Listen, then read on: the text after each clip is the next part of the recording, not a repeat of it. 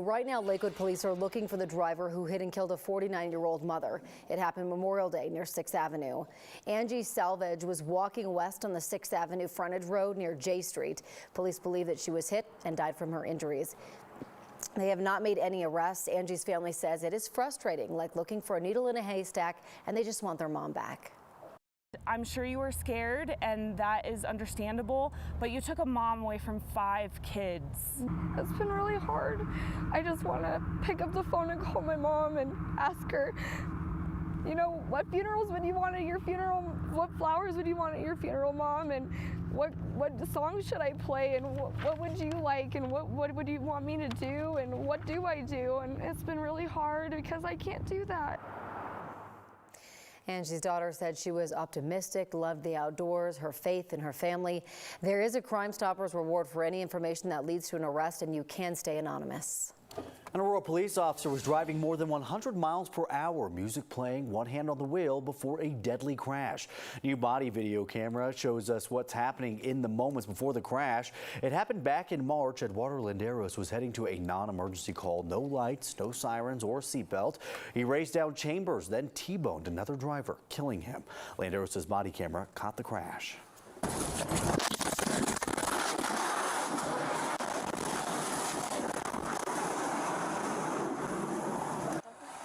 I just got hit in an accident. Oh, I'm down. I need fire. Landeros is facing charges for vehicular homicide, reckless driving, and criminally negligent homicide. He resigned from Aurora Police, and he is due back in court next month. The state is taking the first steps toward punishing Colorado's only oil refinery for hundreds of pollution violations that happened more than 2 years ago.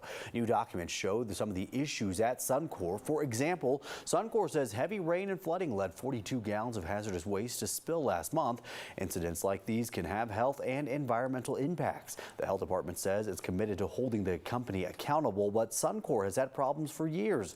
Environmental justice advocate Ian Thomas Tafoya points out the state has issued compliance orders and advisories against Suncor every year for the past 13 years, and he says it's time for a change.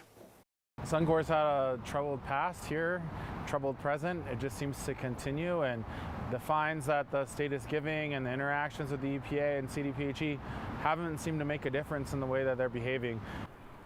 Suncor says it self-reported the pollution violations and is working with the state health department. Tafoya thinks the state should take Suncor's permits away, but closing Suncor would have ripple effects, of course.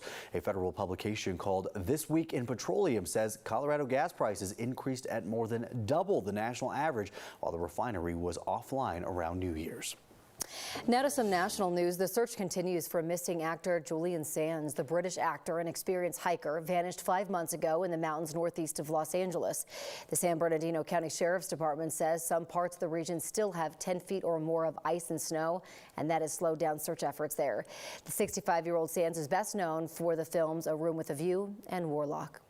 Singer Bebe Rexha was hurt by a flying cell phone during a concert in New York City. The singer was on stage when she was struck in the face by the phone while performing Sunday. Video from the concert captured what happened. The singer later posted a photo of herself to Instagram showing a bruised eye and bandages. She did have to get some stitches. A 27-year-old man from New Jersey has been accused of throwing the phone at the singer. He's being charged with assault. Many parts of the South are dealing with a massive cleanup after a storm over the weekend. 6 people died, a dozen others were hurt.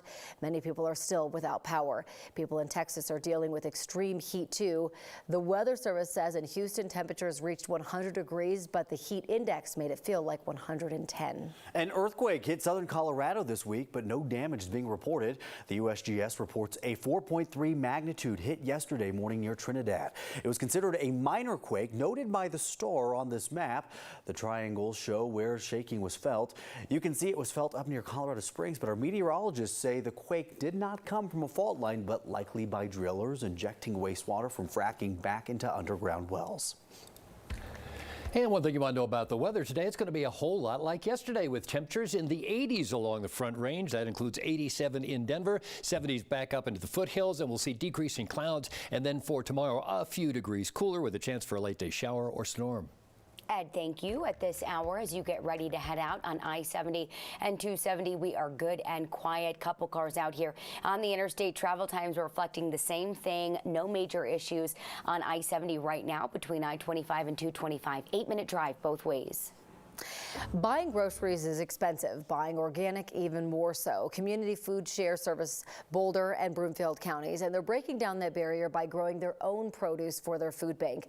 And news reporter Courtney Yoon joins us now. And Courtney, this is all a community effort. Yeah, Corey, it's a huge community effort. The food is grown on farmland that's donated by the landowner in the community, and it's tended to by community volunteers. Last year, they grew nearly 10,000 pounds of food for the food bank at Community Food Share. This year, they're hoping to grow even more on 3/4 of an acre of land. They grow around 50 varieties of crops, and they try to plant vegetables based on what the community wants. Just between this year and last, Community Food Share says it's seen a 60% increase in visitation and household enrollment at their food pantries. Mark Helberg has been volunteering on the farm for 2 years now. He says he enjoys being able to help out his community. You realize that we're all connected. We're a neighborhood, and it's neighbor helping neighbor, and it's the part that I can do to help my neighbors with my own hands, and not money or anything else, but just get the feel of the dirt and realize the stuff I'm going to is going to people that wouldn't have access to it.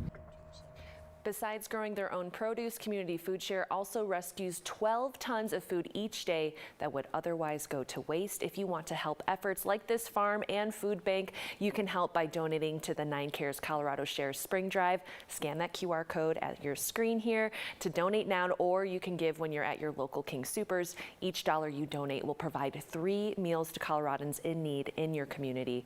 For more information, go to our website, 9news.com/9cares. I just love this. Everyone doing their part to, make a big difference. Yeah, and I just thought it was so cool being there that, this is a farm that's being donated to this food pantry that's also in the community, that's being tended to by people's neighbors. They're helping each other out, which is really cool. So much good there. All right, Courtney, thank you.